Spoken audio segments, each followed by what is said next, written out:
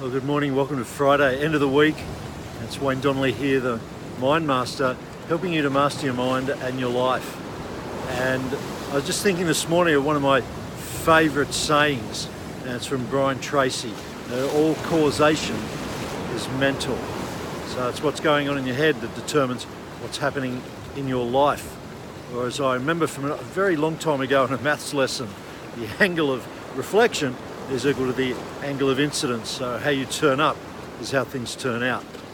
So all causation is mental.